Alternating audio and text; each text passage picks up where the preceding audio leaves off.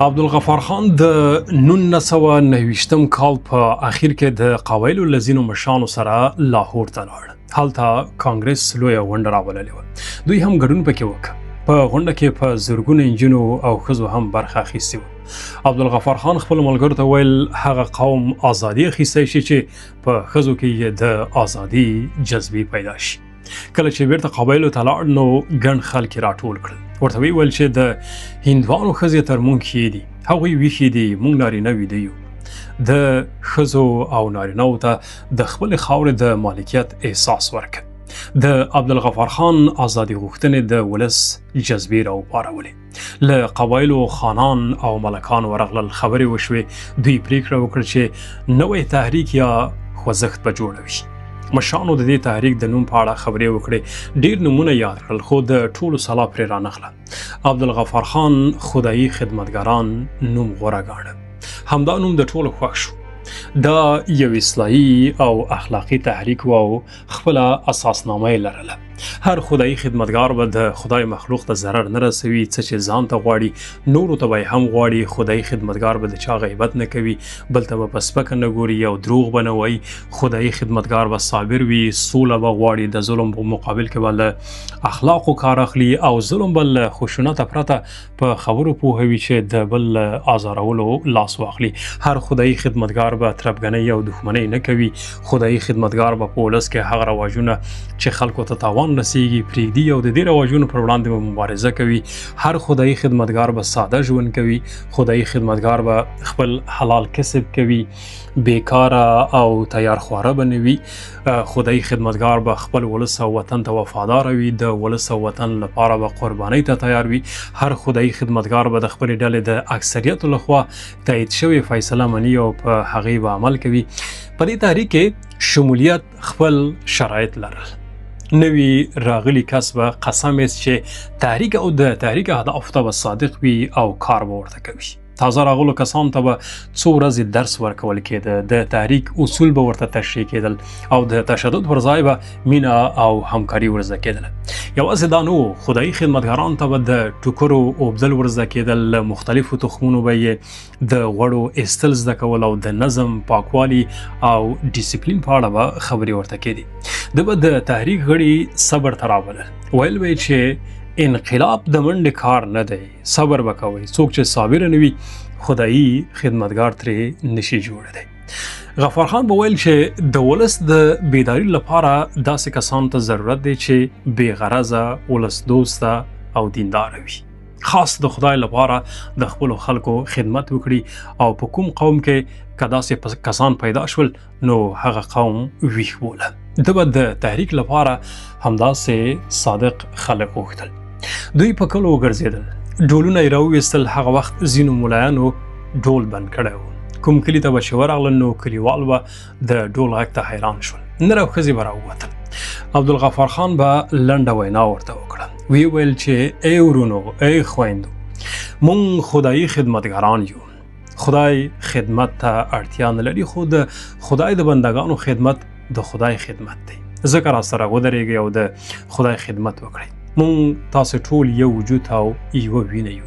راځئ چې په ګډه خپل ځانونه اصلاح کړو، تعلیم ته مخه کړو، بې ځایه او تاواني رواجونه له منځه یوسو او په سولیزه توګه خپله خاوره خپله کړو. تر ظلم لاندې کلیوال ورته خوشحاله و. د خدایي خدمتګارانو له تحریک سره یې د درېدا ژمنې کولې. نارینه، ښځې، واړه، زاړه به ټول ورسره روان شول. خو دا کار په ځینو ملایانو ښه ونه لګېد. عبدالغفار خان یې د دجال وګاڼه. ویې ویل چې په دجال پسې به نر او ښځې روانې وي. ډېرو خلکو په تحریک کې د شمولیت غوښتنه کوله. ده به شرط ورته کېښود. ویل به چې که له مونږ سره درېږئ نو لوږې، تندې، بندیخانې او سختې به ګالئ. خلک د ازادي لپاره د کړاوونو ته تیار ول. د خدایي خدمتګارانو ډله ورو ورو لویېدله. په لنډ وخت کې یې د فعالو غړو شمیر تر 1,20,000 کسانو واوښت. دوی صاف خلک ول، نه یې تنخوا درلوده او نه کوم بل مادي امتیاز. خپل مصارف به یې کول. لوږې، تندې او بندیخانې به یې تېرولې. هدف یې د ولس راویښېدا وه. دوی هیڅ وخت د خشونت خبرې نه کولې عبدالغفار خان باور درلود چې عدم تشدد تر تشدد لوی طاقت دی. یوازې یو توپیر لري. تشدد ټوپک غوښت، خو عدم تشدد تبلیغ او د ولس راویښي ده. ویښ ولس تر ټوپکو غښتلی و. عبدالغفار خان به ویل چې خدمت داسې نه کیږي چې خدمت کوونکي د قرار ناست وي او خلک دې دوی ته ورسي. نه، خدمت منډې غواړي، ستړیاوې غواړي، لوږه غواړي او تنده غواړي. څوک چې خدمت کوي هغوی باید ولس ته ورشي. ځکه نو غفار خان او د هغه ملګرو خوب نه درلود. شپه ورځه به یې ستړي سفرونه کول. دوی به د ورځې 9-10 کلو ته تلل. خلک به یې ژوند ته رابلل. د تحریک غړو به سپینې خامتا جامې اغوستې وي، خو ګرمي وه. دا جامې ژر خیرنې دي. په سفرونو کې مینځل هم سخت و. یوه ورځ یې ملګرو ته ویل چې سپینو جامو ته به کوم بل رنګ ورکړو. ده ومنله. کوم یوه خپل کمیس ته سور رنګ ورکړه. د نورو خوښ شو. ټولو خپلو جامو ته سور رنګ ورکړه. له هغه وروسته به خدایي خدمتګارانو سور رنګه جامې اغوستې او په سرخ پوشانو مشهوره شول. خو حکومت اوازې واچولې چې خدایي خدمتګاران بلشویکان دي. د هغوی یعنې روسانو بیرغ سور دی، دوی هم سرې جامې اغوستي. تحریک په اتمانزو کې د خدایي خدمتګارانو د تحریک په نوم دفتر جوړ کړ. ولس ورمات شو. دفتر ته ورتلل. داسې خبرې به یې اورېدې چې د دوی په خیر وي. دې تحریک د پښتنو په زړونو کې دومره ځای ونیو چې ان په سنتي قبایلي ټولنو کې ښځو او ځوانو نجونو هم غړیتوب واخیست. تحریک د پښتون اخبار مجله کړه. په دې مجله کې به د غفار خان خبرې هم راتلې. د خلک ورورولۍ، مینې او همکارۍ ته رابلل. له خشونت یې راګرځول، ژوند یې ورزده کوه. ویل به یې چې جبري ودونه پرېږدئ، د هلک او نجلۍ نظر واخلئ او په بدو کې نجونې مه ورکوئ. ده به د ښځو حقوق یادول. ویل به چې په اسلام کې دا نه دي لیکل شوي چې نارینه تر ښځې لوی دی، بلکې لویي په عمل کې ده. په دې ملک کې ښځې هم باید د نارینه غوندې یو ډول حقوق ولري. ده به قوم ته خپل پیغام ورکوه چې که د کوم قوم ښځې بیداره شي او د ملک د ازادۍ لپاره ملا وتړي، نو هماغه قوم بریالی دی. دی په پښتنو کې لومړنی کس و چې د ښځو د حقونو لپاره یې داسې خبرې کولې چې تر ده مخکې بل چا نه وې کړې. په هر کلي کې به یوې یا 2 لستو نجونو خپلې نورې کلیوالې راټولې کړې. همدا مجله به یې ورته لوستله. خو حکومت قرار نه وناست. دوی د دې تحریک ختمول غوښتل، ځکه یې د خپلو تنخوا خورو په مرسته په خدایي خدمتګارانو پسې تبلیغات پیل کړل. خو دې تحریک په زړونو کې ځای نیولی و. خلکو باور پرې درلود او د نورو خبرې هوایي ورته ښکاره کېدې. کسان ورولېږل چې له دې تحریکه لاس واخله. خو غفار خان ورته ویل چې خدایي خدمتګاران یوازې د ولس اصلاح کېدل غواړي. لوی هدف په خلکو کې د بدو رواجونو له منځه وړل، د خلکو اقتصاد ښه کول او خپلمنځي دښمني لرې کول دي. ده ویل چې دا ډول تحریکونه هندوان او سیکان هم لري. موږ په خپلو خلکو کې مینه او زړهسوی پیاوړی کوو. که ژوند ته رابلل جرم وي، نو ولې هندوان او سیکانو ته څه نه ویل کېږي؟ خدایي خدمتګارانو په 1913 کال کې په اتمانزو کې یوه لویه جلسه جوړه کړه. د جلسې نوم و جنګ د آزادۍ له همیشه ظلمي وتلي دي. حکومت وویرید. پر خانانو او ملکانو یې فشار راوړ چې د دې غونډې مخه ونیسي. خو هغه وخت ډیرو خانانو او ملکانو د تحریک غړیتوب درلود. زیاترو یې له دې غونډې پلوي وکړه. دې جلسې ته له ټولې صوبې زرګونه ښځې او نارینه ورغلل. عبدالغفار خان بیا ونیول شو. قهرجن خلک د هغه په پلوي راووتل. دوی له خشونته کار اخیست. خو د غفار خان مشر ورور خان صاحب ورته وویل چې د خدایي خدمتګارانو په تحریک کې خشونت نشته، په سړه سینه به مبارزه کوو. غفار خان یې د ګجرات بندیخانې ته بوت. پولیسو د خدایي خدمتګارانو د سر کسان هم ونیول. مظاهرې راووتې. حکومت بېوسلې خلک وویشتل. حکومت اتمانزو ته هم ورغی. د تحریک مرکزي دفتر ته یې ور واچوه. دوی کورونه یې تلاشي کړل، د کار شیان یې ترې ویوړل. حکومت کلی محاصره کړ. هیچا له کوره د وتلو حق نه درلود. څاروي وږي ولاړ وو. کوم څاروي چې به له ډېرې تندې پړی پرې کړ او سیند ته به د اوبو څښلو لپاره لاړ، ویشتل کېده به. محاصرې 21 ورځې دوام وکړ. ان جوماتونه هم تش شول. په همدې وخت کې په یوه کلي کې یو انګریز ووژل شو. حکومت پوځونه راوویستل، ښځې او ماشومان یې تر تیغ تیر کړل.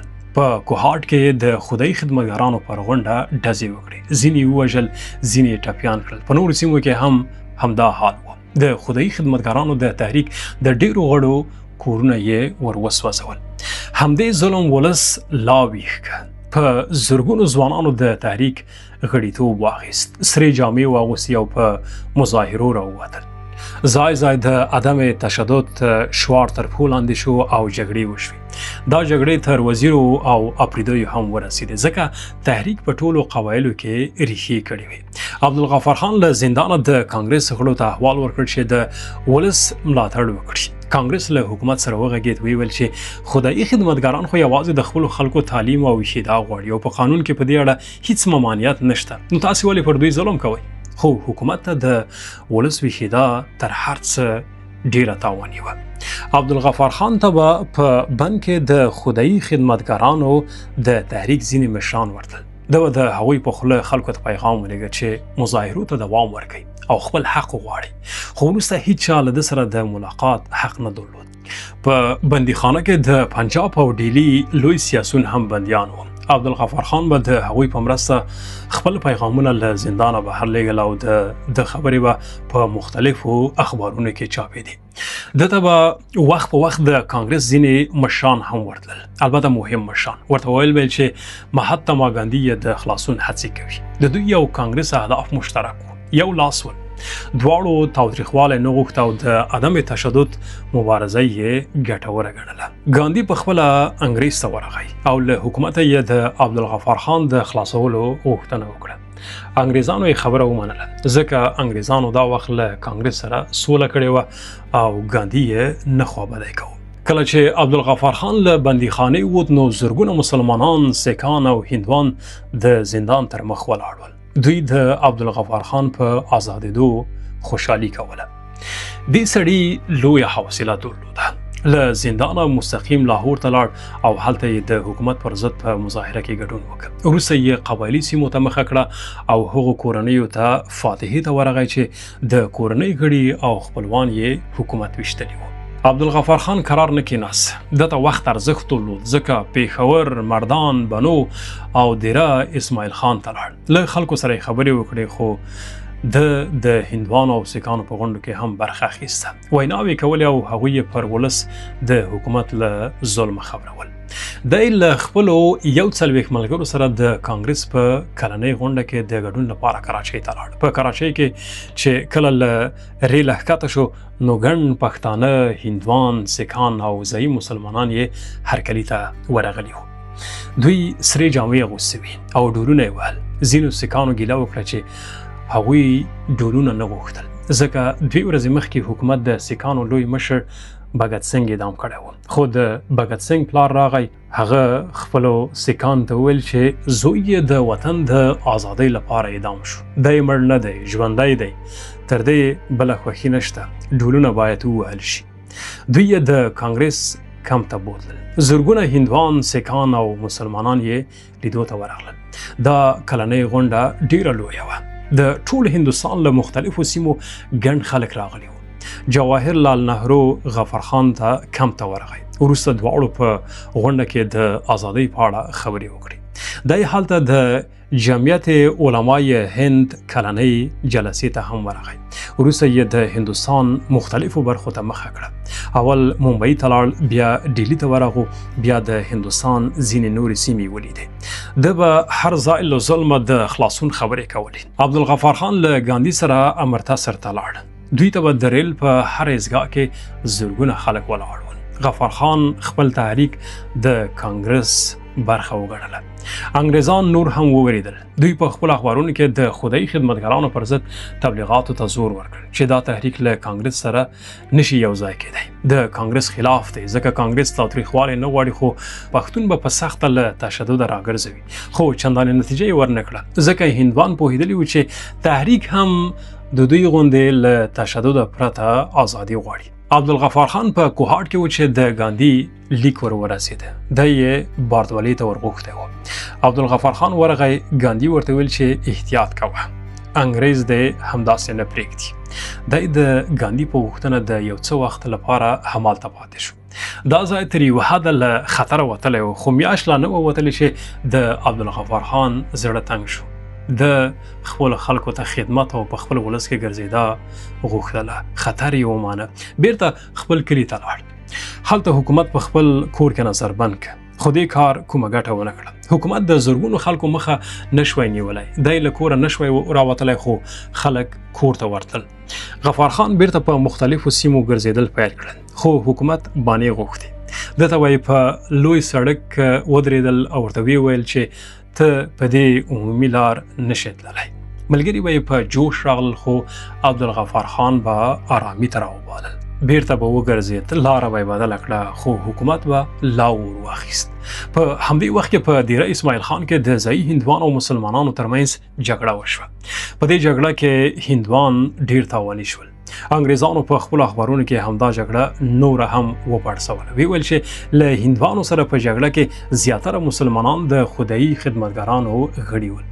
دا تحریک دروغ وایي. دوی په مظاهره د عدم تشدد شعارونه ورکوي، خو په اصل کې تر دوی خشن او جنجالي خلک نشته.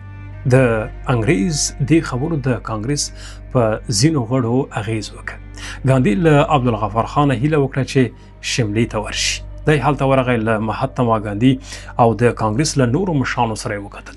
وروسته یې زرګونو هندوانو او مسلمانانو ته خبرې وکړې او خلک یې له واقعیتونو خبر کړل. عبدالغفار خان له هغه ځایه دیره اسماعیل خان ته لاړ. د کوهاټ او بنو د مسلمانانو او هندوانو مشران هم ور وغوښتل. لویه جرګه جوړه شوه، خو هندوانو او مسلمانانو په اسانه روغه نه کوله. په دوی کې د حکومت لاس و. حکومت خپل خلک لرل، خبرې به سولې ته تیارې وي، خو یودم به بیا مخالفتونه پیل شول. عبدالغفار خان ډېره هڅه وکړه، خو بریالی نه شو. د هندو او مسلمان جنجال پر خپل ځای پاتې شو. دی لا په دیره اسماعیل خان کې و چې د خدایي خدمتګارانو مرکزي دفتر اتمانزو ته ور وغوښت. دی ورغی، هلته زړه نور هم مات شو. د خدایي خدمتګارانو یو مهم غړی میا احمد شاه له تحریکه تللی و او ځان ته یې بله ډله جوړه کړې وه. د تحریک ځینې نور مشران هم تیار کړي وو چې تحریک پرېږدي او دته ورشي. حکومت د تحریک له دې بې اتفاقۍ خوشحاله و او د میا احمد شاه ملاتړ یې وکړ. د اختلاف د لرې کېدو لپاره جرګه جوړه شوه. میا احمد شاه خان له کانګرس سره یو ځایوالی نه غوښت. د په هندوانو باور نه درلود، خو کانګرس یوازې له هندوانو نه و جوړ، ډېرو سیکانو او مسلمانانو یې هم عضویت درلود. میا احمد شاه غوښتل چې تحریک باید له کانګرس سره هیڅ ډول اړیکې ونه لري، خو عبدالغفار خان دا خبره ونه منله. ویې ویل چې په اوسني وخت کې له کانګرس سره د دوی یو ځایتوب مهم دی. که ورنبیل شي نو تحریک کمزوری کیږي او کمزوری تحریک په اسانه ماتېدی شي. د تحریک ډیرو مشرانو د عبدالغفار خان طرفداري کوله. دوی تر نیمې شپې خبرې وکړې. میا احمد شاه په خلا شو، خو سهار یې بیا مخالفت پیل کړ. خبره معلومه شوه. ویې ویل چې په تحریک کې ولې یوازې د عبدالغفار خان خبره چلیږي، خو جرګې ملامت کړ. عبدالغفار خان هیڅ وخت په خپل سر کوم تصمیم نه نیوه. د ده په پریکړو کې به د خدایي خدمتګارانو د تحریک د سر سړي شریک ول. عبدالغفار خان ممبئی ته د تګ تیاری نیو چې انګریزان ورغلل او ویې نیول. انګریز یوازې د غفار خان په نیولو اکتفا ونه کړه. په ټول صوبه سرحد یا اوسنۍ پښتونخوا کې د خدایي خدمتګارانو زرګونه غړي ونیول او په بندیخانو کې واچول. یوازې د هریپور په زندان کې د تحریک 14,000 غړي بندیان کړل. عبدالغفار خان یې د هزارې باغ بندیخانې ته وروست او کوټه قلفي یې کړه. کوټه تیاره وه، یوازې یوه وړه پنجره یې درلوده چې مازې رڼا ترې رالوېده. دته به د تیارې کوټې دروازه یوازې دومره خلاصه شوه چې د کتغ یو لوښی به ترې تېر شو. دی یوازې و. نمجنې تیاره کوټې د هډوکو دردونه ورته پیدا کړل. وروسته یې دومره اجازه ورکړه چې د ورځې 1-2 ساعته د بندیخانې وړې احاطې ته ووځي. دی به لمر ته ناست و او د خپل ولس د خیر ښېګڼې په اړه به یې فکرونه وهل. غفار خان شپږ میاشتې یوازې تېرې کړې. د خبرو لپاره هیڅ څوک نه و. له ده سره هیڅ چا د ملاقات حق نه درلود. ناروغي یې ډېره شوه. د هډوکو د درد له لاسه به په سخته ولاړېده. آن لمر ته هم نشوی وتلی. د زندان مسؤل له حکومت سره خبرې وکړې. حکومت د ده په مړینه کې تاوان لید. په لکاو خلک راپورته کېدل. انګریز دومره لوی جنجال نه غوښت. دته یې د زندان اصلي لوی احاطې ته د ورتلو اجازه ورکړه. دا زندان په ځنګله کې جوړ و. شپه به د مختلفو ځناورو له نارو ډکه وه. ډېر خطرناک ماران یې لرل. په میاشت کې به خامخا څو بندیان د مارانو د چیچلو له لاسه مړه کېدل. د زندان احاطه سپېره وه. یو شین ډکی هم پکې نه ښکاره کېده. عبدالغفار خان د شناختاو په مرسته تخمونه راوغوښتل. د نور بندیان تشویق کړل چې احاطه شنه کړي. دوی هلته مختلف سبزیجات، ترکاري او ګلان وکرل. احاطه ښکلې شوه. د زندان په دیوالونو کې یې زندان ته د مارانو د راتلو سوړې بندې کړې. هوا ګرمه وه. په لنډ وخت کې د زندان احاطه له رنګارنګو ګلانو او مختلفو بوټو ډکه شوه. دې کار درې ګټې درلودې. اول دا چې د عبدالغفار خان له زراعت سره جوړه وه. مصروفیت یې صحت ښه کړ. دویم، زندانیانو د خوراک لپاره سبزي او ترکاري پیدا کړه.